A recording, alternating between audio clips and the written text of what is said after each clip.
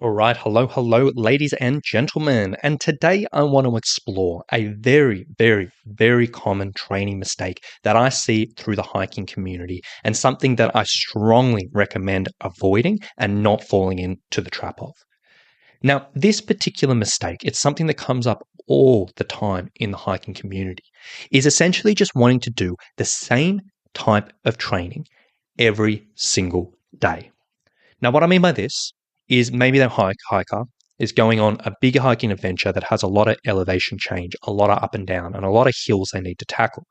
A lot of hikers will be like, okay, I've got to hike on the hills for 4 or 5 or 6 days. So what I'm going to do in my training is I'm going to climb up and down hills every single day in the week.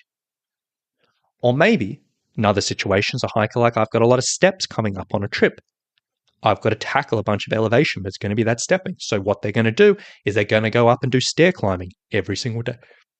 Or they're going to do some box step sessions every single day. Or the other third one is hiking. It's literally like, hey, I've got to get ready for hiking to do 4 or 5 or 6 or 7 days per week. So what I'm going to do is I'm going to go out and hike every single day.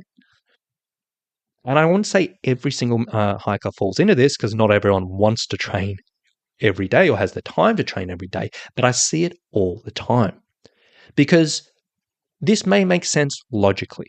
It may be like, okay, I'm going to be doing hills multiple days a week, like 5 days in a row on my hike, so I'm just going to train that. It makes sense logically, but I promise you, this is a mistake with your training, and I strongly urge you not to fall into this trap.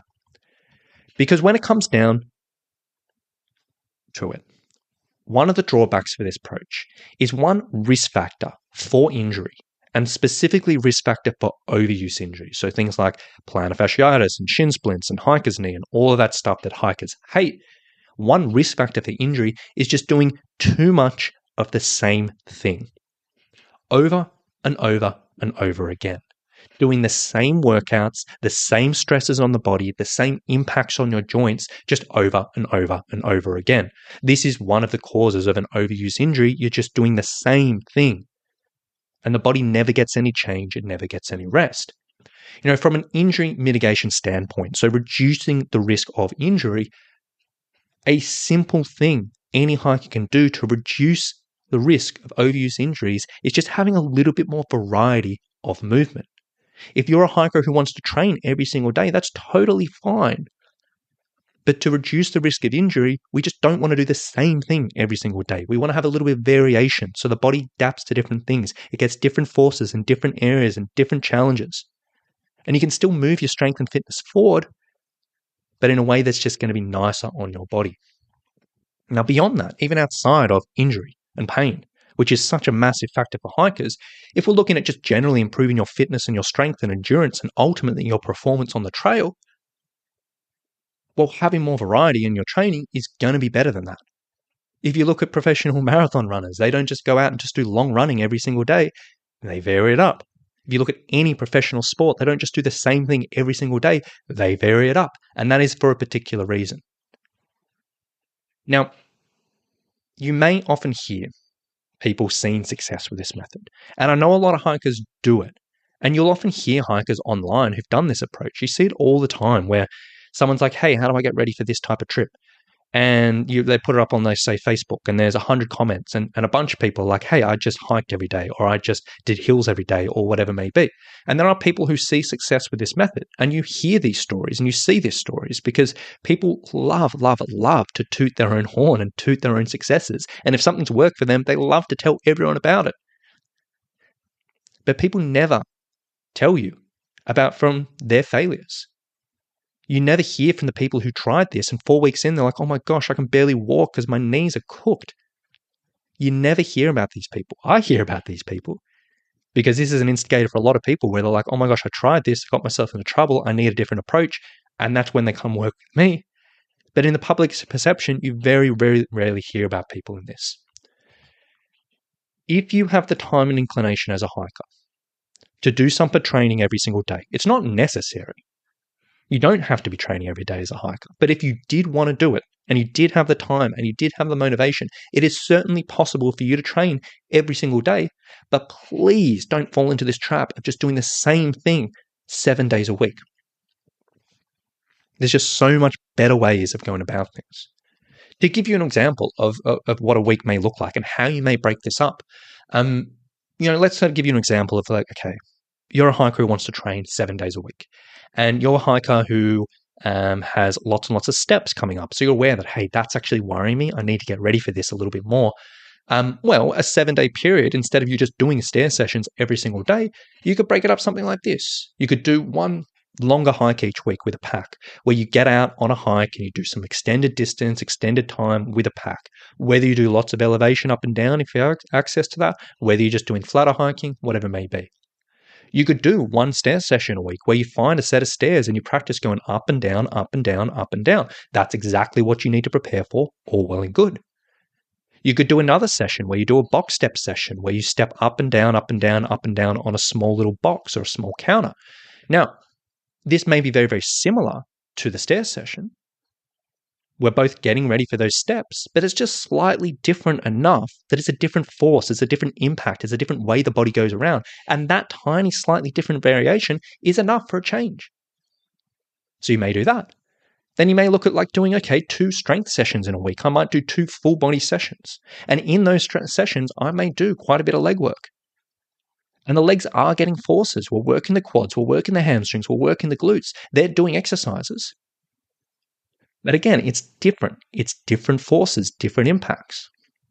Then you may say, okay, look, that's one hike, 1 stairs, 1 box step session, 2 strength. That's 5 days in a week. You might say, okay, on day number 6, maybe I'll do some off-feet intervals. Maybe I'm aware that, look, the joints are taking quite a bit of work. I still want to work really, really, really hard. I want to give myself every chance possible of success on this trip, but I'm aware that, I don't want to overload the knees. So maybe I'll find a stationary bike or an elliptical or go down a local pool, and maybe I'll do some interval training where I can push the intensity, work really, really, really hard, but it's going to vary the impact. It's not going to put stress through the feet or the knees, but it's just going to be a bit different. That can be very, very effective. And then it may say, okay, I've got 1 more day in the week. I still want to be active. But in all honesty, most people, when they're looking at training, you probably want 1 day of very casual stuff to give the body recovery. So maybe on the 7th day, maybe I'll go out and just do a casual walk. No pack, no difficulty, just for 30 minutes, 40 minutes. And then I might spend 30 minutes or 40 minutes stretching. That in itself, that's a 7-day week. We get exposure to hiking with a pack. We get exposure to 2 days a week going up and down stairs or boxes. We get strength training. We get high intensity stuff. We get a recovery day. That's a really well-rounded week. And as you can see, it's just different variation. I would absolutely bet my livelihood on the situation that if I had 2 hikers and they came to me and they were like, hey, Rowan, I've got a hike in 6 weeks' time, or I've got a hike in 10 weeks' time, and I want to get ready for that. I want to train every single day. If I took one hiker and had them do stairs every single day for 6 weeks, and I took another hiker who followed a more well-rounded program where we vary things out, I guarantee you the second hiker will see more improvements in their fitness, more improvements in their strength, less chance of pain, and be more confident on the trail. It's night and day between the difference. So, coming back to the original thing, if you're a hiker who's wanting to really, really, really get in the best possible position for your trip, and in your head you want to be training every single day and doing as much as you can, that's totally fine. But please don't fall into the mistake of just doing the same thing every single day. Mix it up a little bit, vary it up, focus on different workouts, give your body a bit of a chance to kind of adapt to different things, and I promise you it's going to be so much more effective. So with that being said, I'll probably wrap things up here. Last thing I will sort of say is if you were a hiker and you're like, yep, I need to get ready for a trip, but in all honesty, I was going to fall into that trap, and maybe I'm looking for a slightly different approach, which won't have quite as much risk of things going wrong, then I would love to chat with you. If you want to find out a little bit about our online personal training for hiking, go to summitstrength.com.au/online. On that page, you can watch a video, talks about our program, how we go about things, and if there's something you want to explore a little bit more, there's a link on that page where you can book a free call with our team. We can explore you, your situation, your goals, your what you want to look at, and we can ultimately just see if and how we may be able to help you with your training. So with that being said, if you want to learn more, go to summitstrength.com.au/online and we can take it from there. So thank you so much for listening. Have a lovely day and we'll talk to you very, very soon. Bye.